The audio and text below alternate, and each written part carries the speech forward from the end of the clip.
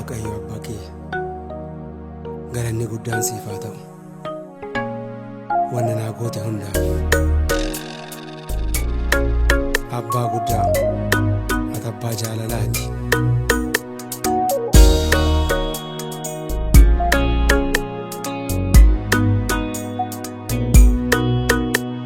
Hiixadheen dhaqqabu bakka ati jirtu jedhiin dubbadhu fagoonarraan jirtu.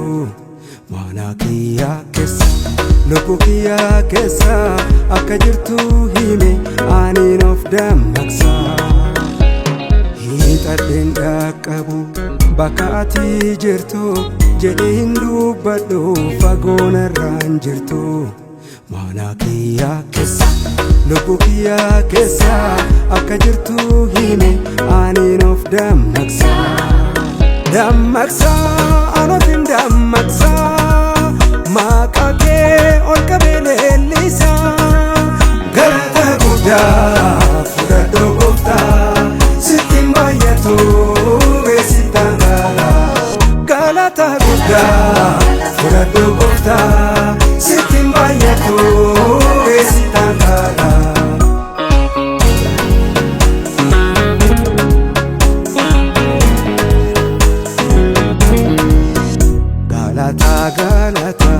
Galata fudhadhu ansi faarsu malee waan biraan barbaadu.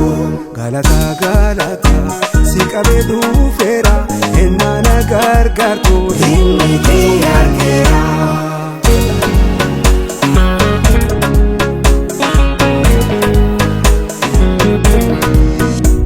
Guyyaa gaafa rakkoo ansitti hirkadheera ayyaana na martee jireenya argadheera. Nagayaan bahe nagayaan gala eenyummaan kan kee hundaan achaala. Nagayaan bahe nagayaan gala eenyummaan kan kee hundaan achaala.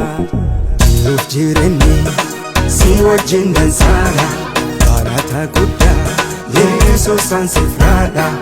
Na gammachiiftee ofiin na qabdee ergaan si argee mee maal barbaade. Galata fudhadhu ansi faarsu malee waan biraan barbaadu. Galata si qabee dhufeera ennaa na gargaartu inni kee argeera. Guyyaa gaafa rakkoo ansitti hirkadheera ayyaana na martee jireenya argadheera. Nagayaan bahee nagayaan gala eenyummaan kan kee hundaan achaala.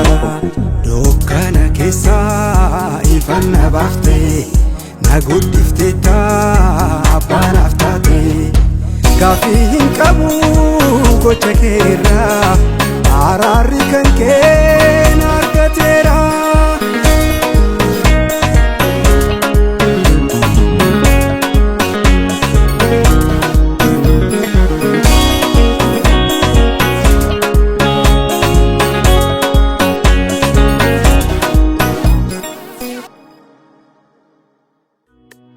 Hiixadheen dhaqqabu bakka ati jirtu jedhiin dubbadhu fagoonarraan jirtu.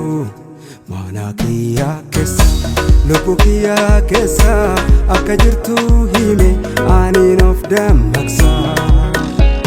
Hiixadheen dhaqqabu bakka ati jirtu jedhiin dubbadhu fagoonarraan jirtu. Mana kiyyaa keessa lubbuu kiyyaa keessa akka jirtu hime aniin of dammaqsa.